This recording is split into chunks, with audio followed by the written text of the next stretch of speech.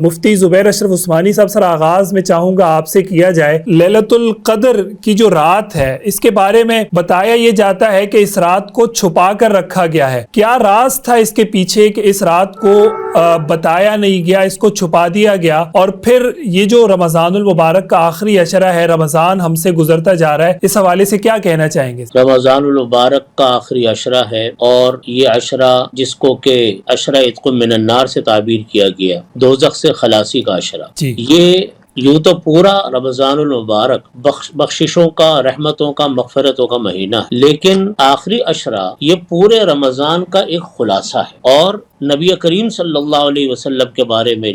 آتا ہے کہ نبی کریم صلی اللہ علیہ وسلم جب آخری عشرہ شروع ہوتا تو امہات المومنین رضی اللہ عنہم فرماتی ہیں کہ آپ صلی اللہ علیہ وسلم کمر کس کے عبادت کے لیے کھڑے ہو جاتے تھے، یعنی آپ اندازہ کیجئے کہ پہلے ہی کوئی کم عبادتیں نہیں تھیں نبی کریم صلی اللہ علیہ وسلم کی، اور طویل قیام، روزے، تلاوت سب کچھ تھا، عطیات، صدقات، خیرات، زکوٰۃ سب چل رہا تھا، لیکن آخری عشرہ جب آتا تھا تو ام المومنین رضی اللہ عنہا فرماتی ہیں کہ آپ کمر کس کے کھڑے ہو جاتے، اور آخری عشرے کی دو اہم ترین عبادتیں ہیں، ایک عبادت روزہ تو خیر پورے رمضان المبارک کی عبادت ہے، فرض روزہ ہے اور دیگر ثواب اس میں ملتے ہیں، لیکن دو عبادتیں خاص طور پر آخری عشرے کی، ایک اعتکاف جس کو نبی کریم صلی اللہ علیہ وسلم نے کبھی چھوڑا نہیں، ایک مرتبہ نبی کریم صلی اللہ علیہ وسلم نے کسی خانگی مجبوری کی وجہ سے اس کو چھوڑا تھا تو اگلے سال پھر 20 دن کا اعتکاف فرمایا،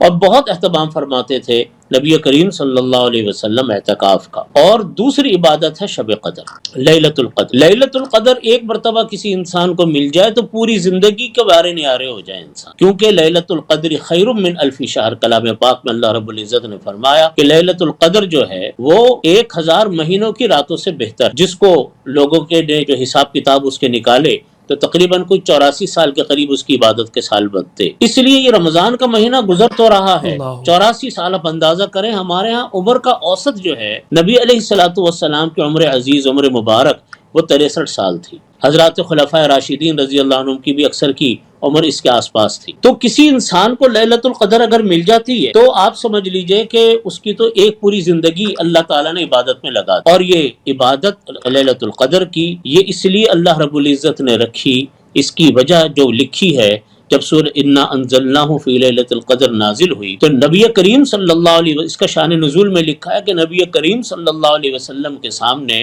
بنی اسرائیل کے ایک عابد کا ذکر ہوا کہ وہ 84 سال تک دن بھر روزے رکھتے اور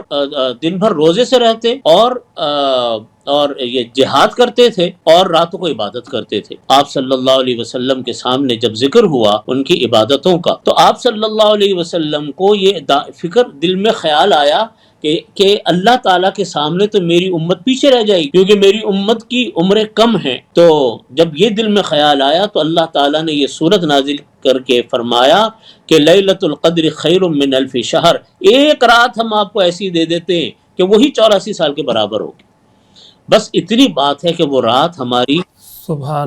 ہماری خیریت سے گزرے، اللہ کی نزدیک اللہ کے ہاں مقبول رات گزرے اور وہ وقت ہمارا کام میں لگ جائے۔ حدیث میں آتا ہے تو مفسرین نے فرمایا کہ لیلۃ القدر جو ہے وہ آخری طاق راتوں میں آتی ہے، حدیث شریف میں بھی فرمایا نبی کریم صلی اللہ علیہ وسلم نے کہ تحروا لیلۃ القدر فی العشر الاواخر من رمضان او کما قال صلی اللہ علیہ وسلم، کہ رمضان المبارک کی آخری طاق راتوں میں تلاش کرو، متعین طور پہ نہیں بتلایا۔ ایک مرتبہ کا واقعہ ہے کہ نبی کریم صلی اللہ علیہ وسلم کو لیلۃ القدر کے بارے میں پتہ چلا، آپ باہر نکلے بتانے کے لیے تو دو حضرات کا آپس میں جھگڑا ہو رہا، آپ ان کے درمیان میں صلح کرانے لگ گئے تو وہ آپ سے وہ تاریخ جو ہے وہ لیلۃ القدر کی بھول گئے۔ تو یہی بات لکھی ہے کہ اللہ تعالیٰ کو یہ عبادت اتنی پسندیدہ ہے، اور رمضان المبارک کی عبادتیں ویسے ہی اللہ تعالیٰ کو بے تحاشا پسندیدہ ہیں، اللہ تعالیٰ چاہتے ہیں کہ بندہ میری آخری طاقراتوں میں، آخری عشرے میں میری عبادتوں میں لگا رہے، اس لیے میں یہ بات عرض کرتا ہوں کہ ہے تو لیلۃ القدر ایک رات، لیکن ہمیں اور آپ کو سمجھنے چاہیے 5 راتیں، ہمیں یہ سمجھنا چاہیے کہ ہر طاقرات لیلۃ القدر، اور لیلۃ القدر کو پانا مشکل نہیں ہے، یہ نہیں ہے کہ جی آپ نے کوئی بڑی لمبی چوڑی ریاضت کرنی ہے، کسی سے بات نہیں کرنی، سونا نہیں ہے، کھانا نہیں ہے، پینا نہیں ہے، کچھ کرنا نہیں ہے، یہ پابندیاں نہیں ہیں۔ لیلۃ القدر کا معاملہ بڑا آسان ہے کہ عشاء کی نماز جماعت جماعت کے ساتھ تراویح پڑھیں، جب فرض نمازیں پڑھیں۔ حضرت عثمان غنی رضی اللہ عنہ کا فرمان ہے کہ حضرت عثمان غنی رضی اللہ عنہ فرماتے ہیں کہ جو انسان عشاء کی نماز جماعت سے پڑھتا ہے اللہ تعالیٰ اس کو آدھی رات کا ثواب عطا فرماتے عبادت کا، اور جو انسان فجر کی نماز جماعت سے پڑھتا ہے تو بقیہ آدھی رات بھی اللہ تعالیٰ اس کو عبادت کا ثواب عطا فرماتے ہیں۔ رات کو کوئی گناہ میں مبتلا نہ ہو، معصیتوں میں مبتلا نہ ہو، گناہ یعنی غیبتیں ہو رہی ہیں، کرکٹ کے میچ دیکھے جا رہے ہیں، موبائلوں کے اوپر الٹی سیدھی چیزوں میں لگے ہوئے ہیں، فضولیات میں وقت اپنے برباد کیے ہوئے، ان کاموں میں نہ لگے، عبادت میں لگے۔ میرے دادا حضرت مفتی محمد شفیع صاحب رحمۃ اللہ علیہ نے فرمایا کہ جو فرائض ہیں رات کی نماز جماعت سے پڑھنا اور تراویح کی نماز پڑھنا جو سنت موقدہ ہے اور فجر کی نماز جماعت سے پڑھنا، یہ تو آپ اہتمام کر لیں۔ نفلی عبادتوں میں کوئی متعین عبادت نبی کریم صلی اللہ علیہ وسلم نے ہمیں نہیں بتائی۔ تراویح جو ہے وہ تو پورے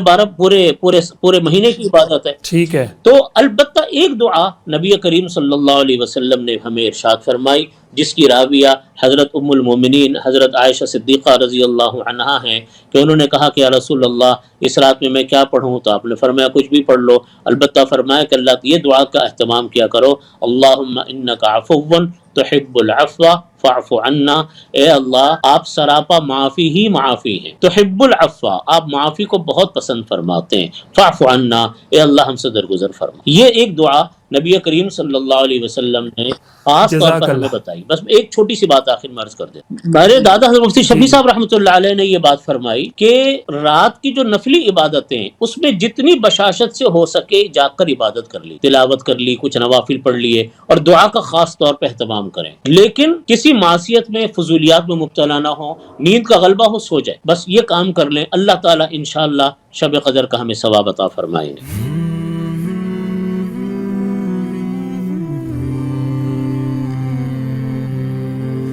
رمضان المبارک کی پر نور ساعتوں میں دیکھیے درسقرآن.com کے یوٹیوب اور فیس بک پر ہلال رمضان، سوشل میڈیا پر سب سے قدیم اور سب سے ریلائبل برانڈ www.درسقرآن.com